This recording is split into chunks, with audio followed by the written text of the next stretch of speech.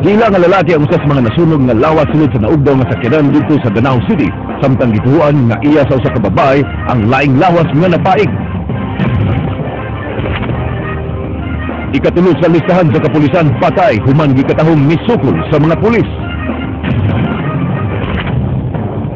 11 ka mga container van sa smuggled na bugas gitugyan sa Bureau of Customs ngadto sa DSWD, samtang naghinapos na ang pagpanghatag o ginabang sa mga biktima sa Baguio. Gisugdan na sa amihanang pain sa Sugbo ang pagpabangon sa nahugno nga mga pagnabuhi sa mga biktima sa Baguio. Food for Work program gipatuman sa Daan Bantayan ug Medellin. Dugang mga hinabang alang sa mga biktima sa Baguio nangabot gikan sa mga nasod sa Europa.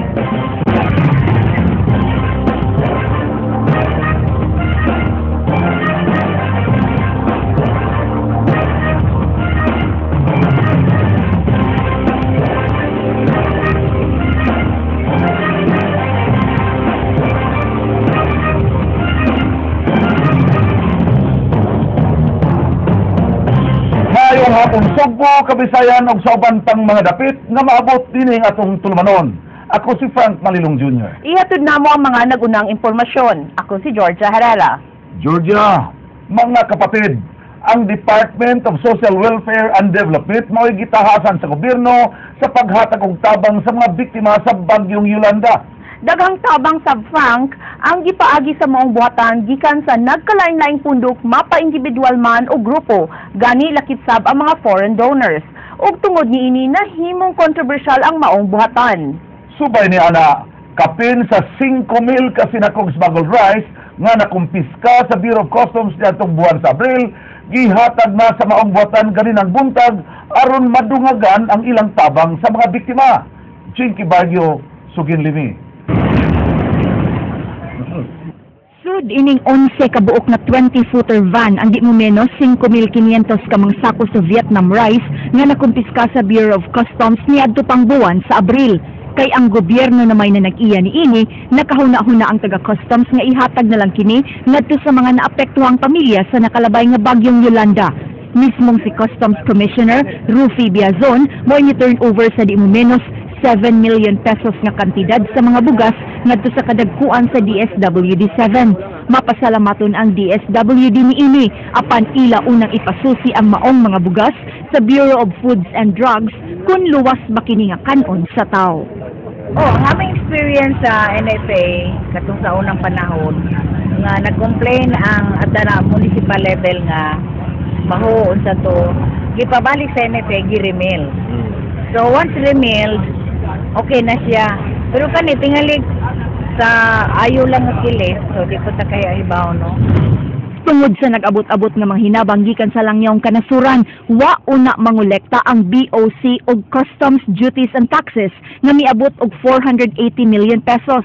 Bisan ang mga sakyanan, way mga bayad basta gamiton lang alang sa relief operations. Now, okay, we're talking about donated relief items, no? So we do not count it as foregone revenue, although in a sense, no, pwede naman itong tingnan sa ganung paraan, no? Pero sa atin, ang tingin naman natin doon, ito ay 480 million pesos na tulong sa atin ng mga ibang bansa. Gawas sa mga bugas, gikatakdasab nga idunaro sa Bureau of Customs ang 3 ka tonelada nga ukay-ukay aron magamit sa mga nabiktima sa Baguio. Jinky Baguio, News 5.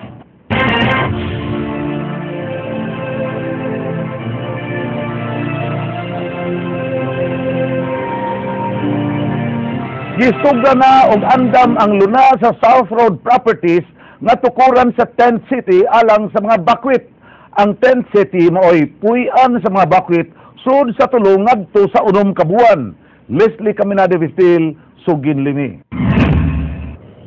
Niining bahina sa SRP, pahiluna ang mga bakwit gikan sa Eastern Visayas nga wala pay kapaulian human naghusbat ang ilang mga panimay ug panginabuhian sa Baguio.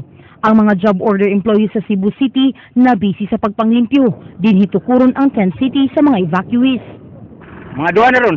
Ikaduha na mo rin, no? Paspasan yun. Kaya hindi na mo paspasan. Kuhan man, kanang inunta, malangan man sa ta. O ginata paspasan. Matod sa consultant sa Southward Properties, dako pa ang buluhaton sa paghimuon nga tent city. Gikinahanglan nga aduna kini mga CR, washroom ug cooking area. Giba na ba na mukabat sa 120 ka pamilya ang inisyal nga mapahiluna dinhi. Gawas sa pagpapuyo sa syudad sa mga mibakwit, ipaubos usab sila sa skills training aron magamit kini inigbalik sa ilang tagsa-tagsa kadapit. Training them on skills, construction skills, kung maka-offer kanila ana. So they will also be will be part of the rebuilding process. We try to help them on their feet, by giving them job opportunities. I'm sure there will be a lot of job opportunities in the affected areas. Nagkasabot ang syudad og Red Cross nga makapuyo ang usa ka evacuee gikan sa tulong ngadto na sa 6 ka buwan. Igo na kini nga panahon nga makabangon sila gikan sa ilang pait nga kasinatian. Gipadayag ni Varquez nga ila usab nga i-assess ang matag bakwit nga ipahiluna sa tent city pinaagi sa usa ka komitibang moikitahasan ini. Of course, careful sad ta kay daghan pa man isog bantayanan mo na ang settlers patakibaw nga mo appeal. So these are all documented ang nangabot sa Cebu gikan sa atong seaport o gikan sa atong airport. Masaligon si Mayor Mike Rama nga dili mamahimong squatters area ang Sugbo tungod sa nagpunsisok na nga mga biktima sa bagyong Yolanda. Matod pa sa mayor nga hangtod nga ang Sugbo adunay ikatabang ngadto na sa pagbangon sa mga biktima, ila kining buhaton. Squatter, if they're not attended, squatter if they're not being loved, but if they're being cared, shared, and time is being spent, they are Christians. No, manang how long we don't give deadline, because in love there's no deadline. Leslie Caminado Vicio, News 5. Humanitarian nga tabang nga gipaabot sa nasod nga France alang sa mga biktima sa bagyong Yolanda. Nagplano karon ang maong nasod nga mutabang sab sa pagpatukod og mga balay nga earthquake ug typhoon proof alang sa mga biktima. Ryan Sorote, Sugin Limi. Binilyon na nga mga tabang ang nadawat sa Pilipinas alang sa mga biktima sa bagyong Yolanda. Kasagaran ni ini, mga relief goods nga nakapabusog sa kagutong sa libuang mga biktima. Apan laing tabang ang buot nga ihatag sa French government alang sa mga Pinoy. Plano nilang mutabang sa pagpatukod ng mga balay nga earthquake ug typhoon proof alang sa mga nagbiktima sa mga katalagman. It's not expensive, the houses they teach people to build, but it's also quite able to resist to typhoon or to earthquake. And those houses, they also take a special care to have a touch of design. This is the French way. Katambaya yung sa giplanong programa sa France, ang mga non-government organization sa maong nasod nga eksperto ni ini. Target ni ini ang mga dapit sa Northern Cebu, Leyte ug Samar. Sa pagkakaron, gitutukan una sa France Humanitarian Group ang pagpaabot og mga relief goods ug medical attention sa mga biktima.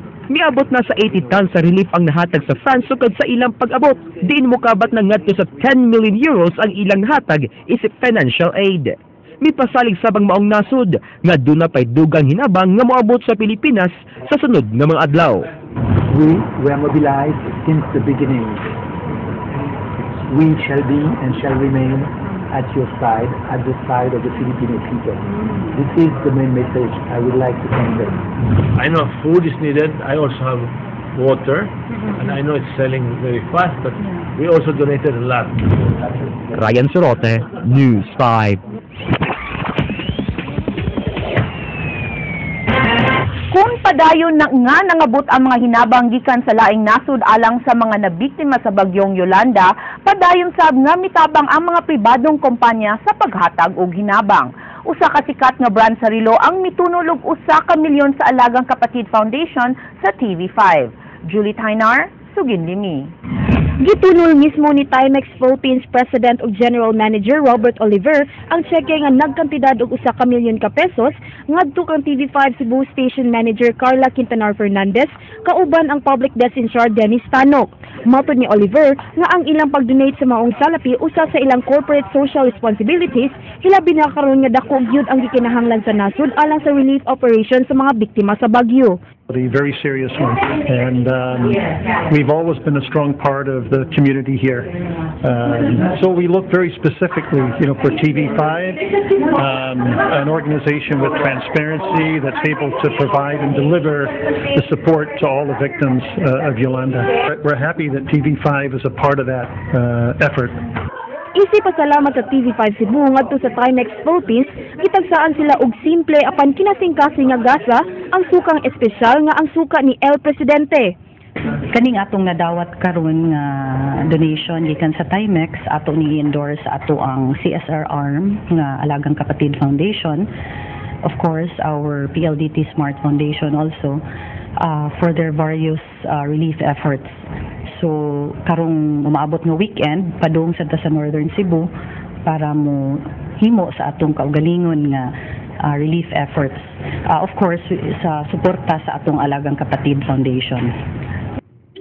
Julie Tainor, News 5. Libuan ka mga residente sa dakbayan sa Bugo ug lungsod sa Daan Bantayan ang naapuran og mga hinabang gikan sa PLDT Smart Foundation ug Alagang Kapatid Foundation ni adtong Domingo. Janice Tanok, Sugin Limi. Sayong nangabot sa lungsod sa Daan Bantayan ang mga empleyadong volunteers sa PLDT aron mutabang sa pagpanghatag sa mga relief goods ni adtong Domingo. Human nila mahimamat si Daan Bantayan Mayor Augusto Coro nga mi-assign kanila og mga barangay nga hatagan sa ilang mga dalang hinabang, dali-dali nilang gidiskarga kining mga senakong pinutos ug gipahigayon-dayon ang simultaneous distribution sa upat ka mga barangay. Gituyo kini sa mayor aron maapod sa mga hinabang ang iyang mga konstituente.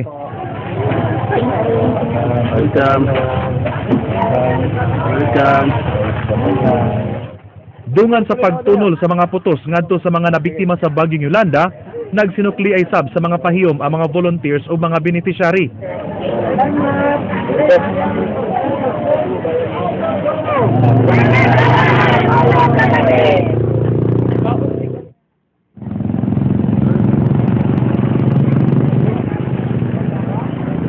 Dinhisab sa dakbayan sa Bugo, malipayong naglinya ang mga beneficiaries sa Barangay Don Pedro. Dunay tiket o wala, nabulahan sa grasya nga gidala sa PLDT Smart Foundation o Alagang Kapatid Foundation.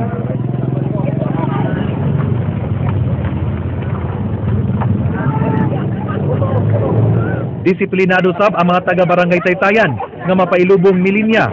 Miabot si Bugo City Mayor Johnny Martinez aron himamaton ang 45 ka mga volunteers. Kay layo-layo man sa highway ang giparkingan sa trailer truck nga gisudlan sa mga hinabang, naglinya sab ang mga volunteers aron mapasapasa ang mga pinutos nga dunay sud bugas, dilata ug noodles. Gawa sa mga relief goods, nakadawat sab ang mga barangay sa Daan Bantayan ug Bugo ug mga bola gikan sa One Meralco Foundation ug sa koponan nga Meralco Bolts. Even without calamities naman, alam naman natin ang MVP group MVP being a philanthropist tumutulong.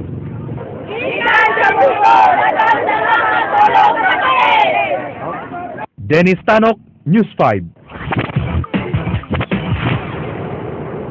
Wala di na lagi na Islam padayon na ilang kuan. Nang balaod na nana. Ilang tarong ang ilang pamagi. Dili sila mangurap. Tayo nang wagtango ng pagbaril kay way puslanan. Rakuton ra. Ilang trabaho nyo, di ba magpanday mo sa balaod? Mao na ilang angay buhaton.